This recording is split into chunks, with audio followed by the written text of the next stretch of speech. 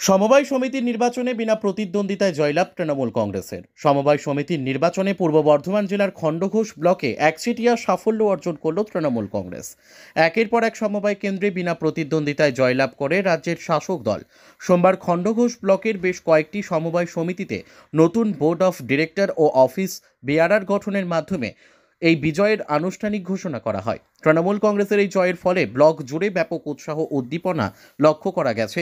বিজয়ী প্রার্থীদের সংবর্ধনা জানাতে একটি বিশেষ অনুষ্ঠানের আয়োজন করা হয়। সেখানে দলীয় কর্মী ও সমর্থকেরা জয়ীদের মালা পরিয়ে সম্মান জানান ব্লক সভাপতি অপার্থিব ইসলাম। সমবায় সমিতির বিভিন্ন স্তরের নেতৃবৃন্দ দলীয় কর্মসূচির অংশ হিসেবে তাদের অভিনন্দন জানান। জয় উপলক্ষে তৃণমূল কংগ্রেসের কর্মী সমর্থকেরা উচ্ছ্বাসে মেতে ওঠে। সমবায় সমিতিগুলিতে তৃণমূলের নিরঙ্কুশ আধিপত্য প্রতিষ্ঠা হওয়ায় সমর্থকেরা আনন্দে মমতা বন্দ্যোপাধ্যায় ও অভিষেক বন্দ্যোপাধ্যায়ের নামে জয়ধ্বনি দেন।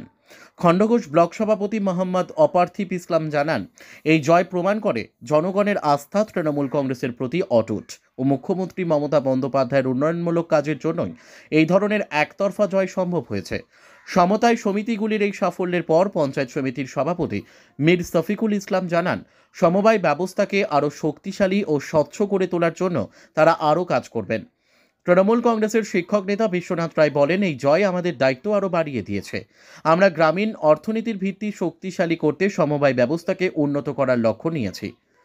অন্যদিকে বিরোধীরা এই নির্বাচনে অংশগ্রহণ না করার পেছনে সমবায় কেন্দ্রগুলিতে তাদের জনসমর্থনের অভাবকেই কারণ হিসেবে উল্লেখ করেছেন। তবে তৃণমূলের দাবি, বিরোধীরা প্রতিদ্বন্দ্বিতায় নেমে হারের ভয়ে সরে দাঁড়িয়েছে।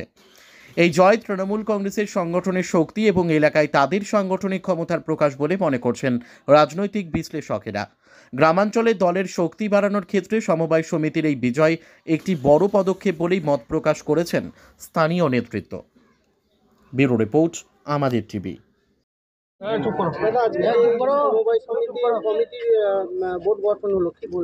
হ্যাঁ, আমাদের চলছে বেশ কয়েক মাস ধরে আমাদের ইলেকশন চলছে বলতে আমরা যেরকম সরকারের যে নিয়ম, আমাদের সরকারের নিয়ম মাফিক প্রত্যেকটা জায়গায় অ্যাড দেওয়া হয়েছে, প্রত্যেকটা জায়গাতে জানানো হয়েছে, কাগজে প্রচার দেওয়া হয়েছে যে কেউ যদি মানে ইলেকশনে ভোটে অংশগ্রহণ করতে আসেন, তারা করতে আসেন। আমরা নমিনেশন আমরা যেমন করেছি, অন্য দলও কেউ করতে আসেনি। কারণ এটারও একটা কারণ রয়েছে, অন্য দল করতে আসেনি। তাদের কি বলে করবেন? যারা দেশটাকে, আমাদের রাজ্যটাকে শেষ করে দিয়েছে, তাদের কোনো কিছু নাই, তাদের আর সৎ সাহস নাই যে মানুষের ভোটে তারা জয়লাভ করবেন না, এটা তারা নিশ্চিত জানেন। সেই হিসাবে দীর্ঘদিন প্রক্রিয়াটা চলছে। আজকে যেমন আমাদের 3টে সমবায়ের আমাদের মানে অফিস বিয়ারার গঠন হলো, যেটা হচ্ছে আমাদের উগরিদ সমবায়ের অফিস বিয়ারা গঠন হলো, চাকগ্রাম সমবায়ের অফিস বিয়ারা গঠন হলো, কালনা সুলতানপুর সমবায়ের অফিস বিয়ারার এটা কয়েকদিন আগে হয়ে গেছে। আর 3টে সমবায়ের আমাদের বোর্ড অফ ডাইরেক্টর হলো, যেটা হচ্ছে গোপালপুর সমবায়ের বোর্ড অফ ডাইরেক্টর হলো, আমাদের সগড়াই যে সমবায় আছে তারও বোর্ড অফ ডাইরেক্টর হয়েছে, আর হচ্ছে বেরুগ্রামের বোর্ড অফ ডাইরেক্টর।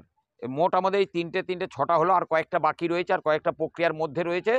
বাদ বাকি আর কয়েকদিন হলেই আমাদের মোটামুটি আমাদের খণ্ডঘোষ ব্লকে যে সমবায় কটা আছে সব কটাই নির্বাচন হয়ে যাবে।